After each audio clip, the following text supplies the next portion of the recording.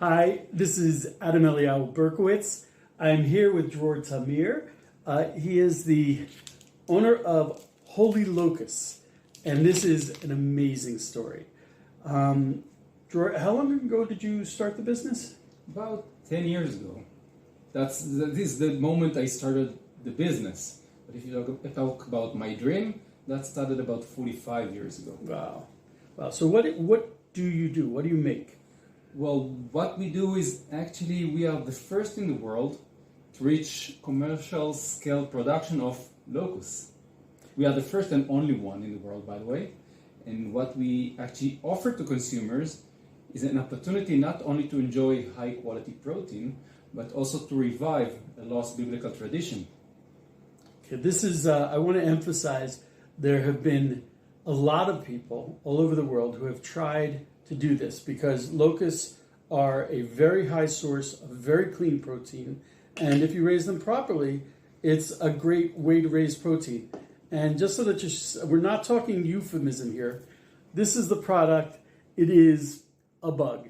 Okay. You got one without the head. I got one without the head. Yeah, show them the head. Let's Two headless. Here we go. This guy's got the head. Okay, so he can say hi to you. And this is there's a lot of reasons to have locusts as a food product. Or what are some of the reasons that you decided to raise locusts? Well, about 10 years ago, I learned about the Global Protein Challenge. And I guess that today most people are aware to the fact that the demand for protein is growing. It is expected to double over the coming 2 to 3 decades. And at the same time, the existing protein sources are reaching their limitations. They are harmful to the environment. They are not as healthy as we need them to be. So there is a need to develop alternative protein sources. We're sitting here. I brought my wife to this, to the factory where they grow them. There is no odor. There is no, like I worked in a dairy farm, there's no poop. It is perfectly clean. They eat wheatgrass, which is health food. And the way they kill them is they put them in a freezer. It is perfectly nice. So you said there's the ecology reasons, high quality protein. It's a very efficient way to raise protein. Correct. But as the name implies, Holy Locusts, there's a biblical reason, Exactly. which is the most important to me. So what's the biblical reason for me as a Jew behind Holy Locusts? Well, let me take you first 45 years back. When I was a young boy, I lived in Kibbutz Ma'anit, and my grandparents used to tell me stories about the 1950s. What happened in Israel. At that point of time, Israel suffered from locust swarms flying in and destroying the crops. And the kibbutz members used to run to the fields, trying to scare the grasshoppers away and save the crops. At the same time, they saw other Jews, Yemenite and Moroccan Jews, coming to the same fields, collecting tons of locusts and eating them. So from that story, I learned that locusts are food for many people around the world and that they are kosher. It is the only insect that is approved on Leviticus as kosher for us. It is explicitly written in the Torah. When I first came here and I first saw the factory 3 years ago, I actually said the blessing Shechianu, which you say on auspicious occasions, because I was doing something that's written in the Torah that I'd never done before. The Torah says you can eat meat, I eat meat. Nothing special. Drink milk, drink milk. The Torah also says you can eat locusts. I was so excited to finally be able to do this one thing that's explicitly written in the Torah that I've never done before. It was very exciting for me. So these are kosher? These are kosher, and there's a great story behind it as well, because when we started, our goal was just to export the ingredient to food producers around the world, but most of them were not really interested if it's kosher or not. But we also wanted to demonstrate to them what we can do with this product. In order to demonstrate, we need to produce the finished product. And it's best for us to work with Israeli partners, food producers. In order to bring a new ingredient into food production facility in Israel, usually it has to be kosher. So we started working with the National Rabbinate, asking them to recognize our locust as kosher, revive that tradition. And apparently it's not that simple. It's really complicated. And the reason that eventually, after 3 years of working with them, that they agreed or approved it, was they said it's because of the technology we developed. Because thanks to that technology, well, the reason they did not approve it before, we had some tradition of Yemenite and Moroccan Jews, so they could approve it as kosher, and they said they were afraid that people will go out to the fields, start collecting all kinds of locusts and grasshoppers. Most of them are not kosher. Only 2 species out of 10,000 species are known as kosher. So because of that, they did not approve it. But thanks to our technology, where we have a climate-closed environment, we can make sure that all the locusts in the farm are kosher, and there is nothing non-kosher coming out of the farm. So actually, the kosher permit is not for locusts in general, it's only for locusts that comes out of the facility we are at. When we were talking about this before, you used an expression that really touched my heart. להחזיר את העטרה ליושנה. What does that mean? It means that we are reviving a lost Jewish tradition. And that's the road to redemption. Exactly. We're going. There's an interesting idea that the final redemption will look very much like the exit of Egypt. And the exit of Egypt, we saw a lot of locusts. So God willing, that'll be the sign of the new redemption. And I want to point out, a lot of my Christian followers, they may not keep kosher, but they do what's called eating biblically. And they're very careful not to eat non-kosher seafood. They have sworn off pork products. But if you're eating biblically, this is eating biblically. Well, actually, for the Christian audience, beyond just Leviticus and Exodus, we have something else, because John the Baptist, his diet. You have to tell me about it. I'm not as. Okay, so if you take a look at the package of this product, it's from Matthew. And it says that John the Baptist, chapter 3, verse 4. And it says that the food of John the Baptist, his meat was locust and wild honey. That was his diet. Right. And for this, I remember once I was learning the verses about King David. Was it King David or Jonathan who ate honey from inside a lion? And I think it was Jonathan. And the point was, there's a very deep meaning to that, because honey comes from a bug, so it should be forbidden. But there are several reasons why we rule that honey is edible, because first of all, it's written in the Torah explicitly that we can eat honey, and second of all, we say that the honey is collected by the bee. It's not from the body of the bee. So locust and wild honey is a very special combination. It's something that from the outside looks exactly impure and forbidden, but it's actually the purest food possible. Locusts are the purest protein we found, and honey is super pure and never spoils. It's a very, very special food. So locusts and honey together, you know what I'm going to do with these when I get home. I'm going to put in some honey and see if I can absolutely make some locust honey. By the way, we used to sell a combo box of locust and honey. Ah, beautiful. But the problem was that the honey came in glass jars, and many of them got broken along the way. So we said, okay, anyone can find honey. Right. Anywhere around the world, but locust, no. So we now have only the locust boxes for sale. So, and you had your own locust state. On honey. So you started the company 10 years ago, and it's gone through a lot of transformations. And unfortunately, it hasn't really. When I first came here 3 years ago, I looked at this. I literally asked my wife if we could invest in the company, because it's an amazing idea. And you see the factory, and this guy, he's got it down. He's got the system, and it was very exciting. And it's a pure protein at a time when food production is becoming problematic. And I was very excited, and I fully expected to come back and find you in a big office with a nice suit and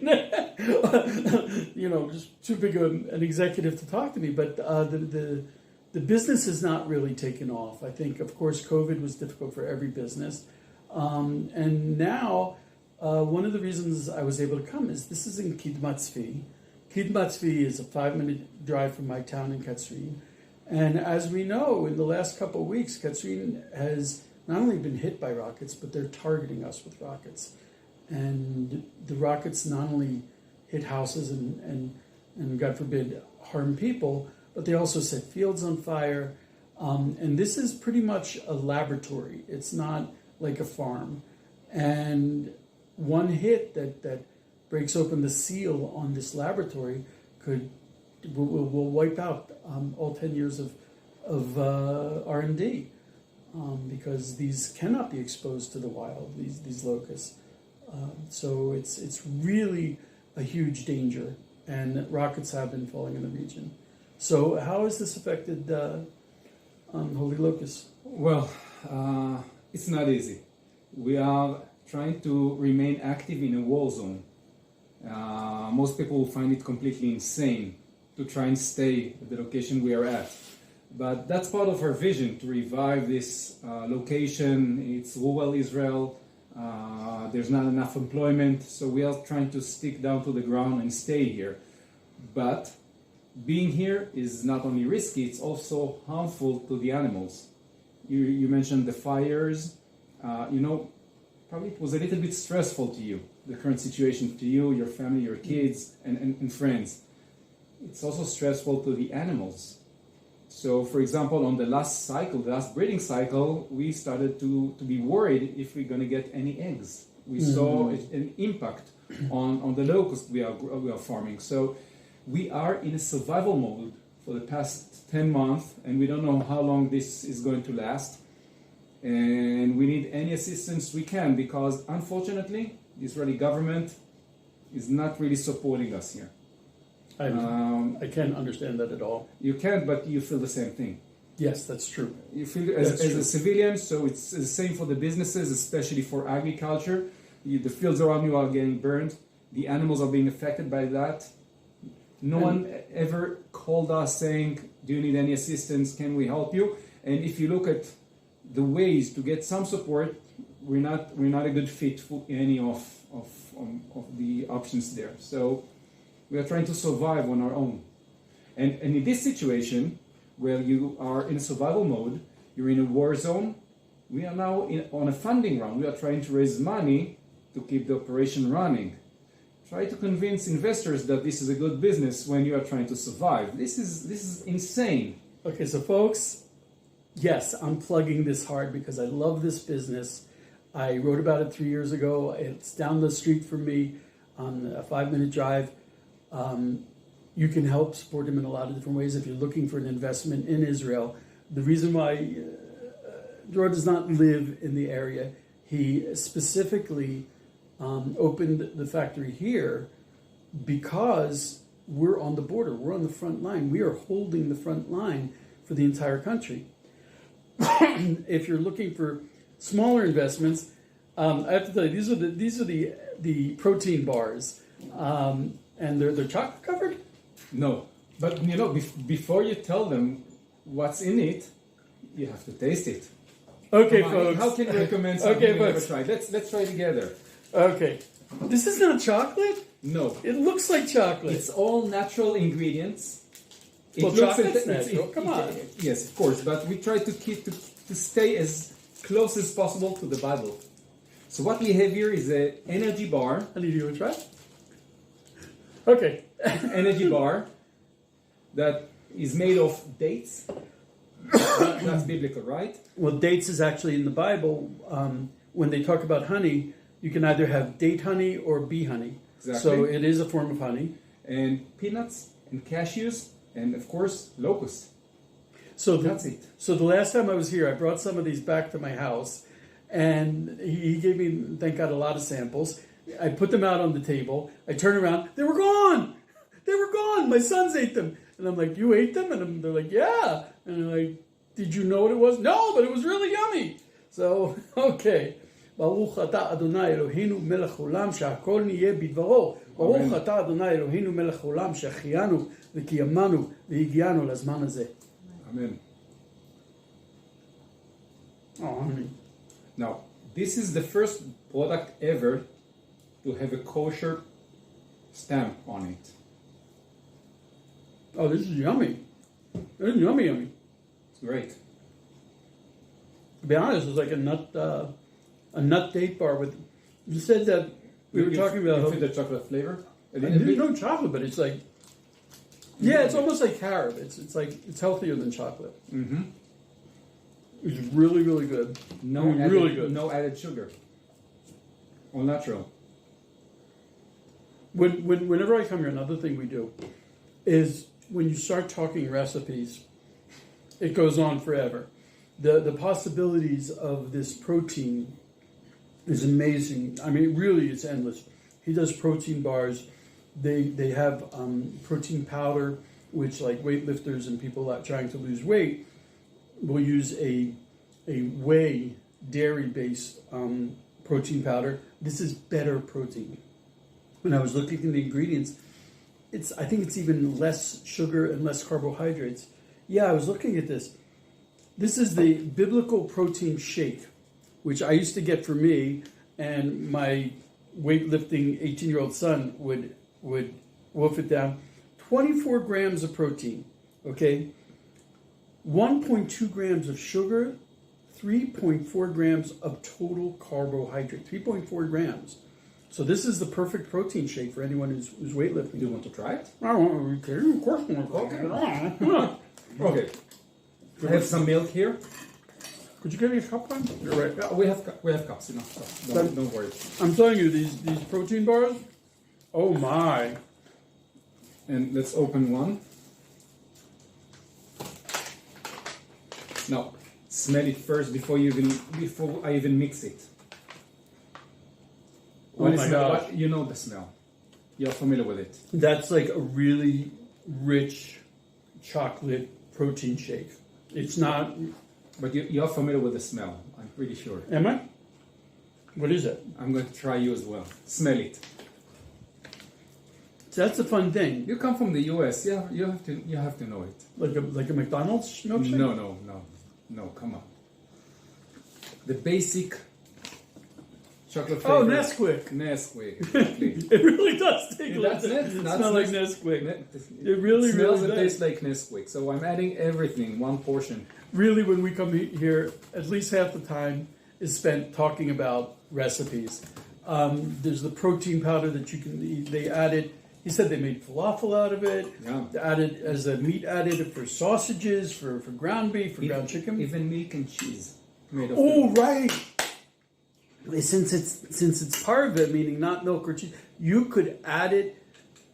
You could make a milkshake out of it and have that after your steak.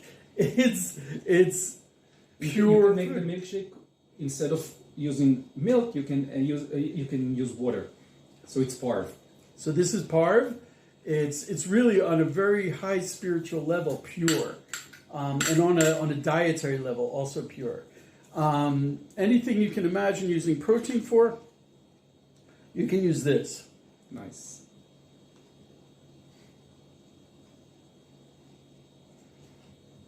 Locust shake. ברוך אתה אדוני אלוהינו מלך העולם שהכל נהיה בדברו. If I bring this home, that'll be nonstop with my kids day and night. It's good. It is really good. It is really good. It is really high in protein. It is it low in sugar or? 1.2 grams of sugar. 1.2 the grams of sugar? bottle. Okay, so if you want to get your kids off sugar and get them into more protein, this is it. Really, it's so yummy. Oh my gosh, there are so many recipes. My dear friend David Zabel, who runs the Golan distillery, he's trying to get. There's a problem with the hechsher, with the kosher certificate, to put these in his absinthe in the same way that they put The worm. the worms in tequila. So this would be really biblical, and his absinthe is wonderful. So if he ever does it, and I hope he does, this is the way to go. I have eaten these just like this, not the best, but not yucky. They write about them in the oral Torah, in the Mishnah, where they pickle them, and I've been told, and I think I'm going to try that with these, that these are very good when they're fried. If you egg dip them and then fry them, they're supposed to be very yummy. Absolutely, and you can add all kinds of flavors. For example, you can dip them in teriyaki sauce or barbecue sauce. Anything that is savory but also sweet. You can chocolate cover them. Oh yeah, I've heard of that. I've heard of that they can be chocolate covered. There's also once a year the Bible Museum of Natural History has a special feast with Chef Basson, and they do biblical foods, and the locusts from here figure very prominently. So because they're mentioned in the Bible. I can't recommend it enough. Like I said, my dear friend Dror, he's been working hard at this, really putting his heart and soul into the business for the last 10 years. And he's had a lot of difficulties, but he's sticking to it for a lot of reasons. I think he's on a mission from God. I think he's... Probably this is my calling. There are people, they do things and you're just like, why are they doing it? And it really is a calling, and that's how I see that. And Israel's going through very difficult times. If you want to help support Israel, I'd highly recommend you can order the products online. You can order them directly from Dror. I'll put the link in. And let me add also a coupon to all the viewers. Ooh! Everyone that come through will get a special coupon from us. Okay. Also, my dear friend Steve Werp at Blessed by Israel, by being spelled B-U-Y, Blessed by Israel. He also sells these products. So these are amazing people who are involved in this very holy product, creating Holy Locust, and it is biblical. And people who know my articles know that I write about the process of Geula, of redemption being revealed in Israel in real time. And I feel that this lovely company, this lovely venture in Kidmat Tzvi is part of that. We're bringing back something that hasn't been said, hasn't been seen, as we said, Lachzir Atara Liyoshna. Wow! I almost cry when I think of that expression. We're reviving something that hasn't been seen in a very long time. Non-religious people eat some really disgusting things and pay a lot of money for it. Okay, and it pollutes their soul. This is something that is good for the body, good for the soul. God said in the Bible that we can eat it. The New Testament also talks about it. I'm not going to go into the different commentaries and explanations of that, but this is biblical food. It's biblical food that was part of Israel 2,000 years ago, and God willing is being revived. So please, if you can, just check it out. I'll put the links. Holy Locust is an amazing company. You'll be helping Israel in a time of war. One of the hardest hit industries in Israel during the war is agriculture, food production. This has an amazing shelf life, so it's great for food production. I have a friend who actually got some of these products for his emergency store of food because it has a good shelf life, especially the powders. So please check it out. It's definitely unusual. If you have it at your table, your guests might be quite surprised, and they might actually be interested in trying something biblical and new. So, do you have anything else to? I would say that even if your guests will not eat it, you will still have something to talk about. Absolutely, absolutely. I can't imagine learning the Bible, learning the verses in the Torah about eating locusts, and learning the verses in the New Testament and seeing it on your table. That's bringing it to life. Absolutely. I'm gonna really like taking this home to my kids and showing them the verses. Anyway, Dror, thank you so much. Hopefully, I'll be putting in the links to so you can find this, and hopefully, I'll be ordering some myself. This is I got to tell you, I don't bring chocolate powder into my house because I don't think it's healthy for my kids. I'm going to bring this in because it does taste exactly like the chocolate milk that you give your kids, but it's healthy. It's healthy. There's a very little sugar, very little carbohydrate, and lots of protein. And I know that my kids like it. So, Dror, thank you so much. God willing, we'll be doing another article in a few months about how your company all of a sudden took off and getting orders from all around the world. And it wouldn't surprise me because this is great stuff. Thank you so much, y'all. Be blessed from Eretz Israel, from the land of Israel. And God willing, we'll hear better times.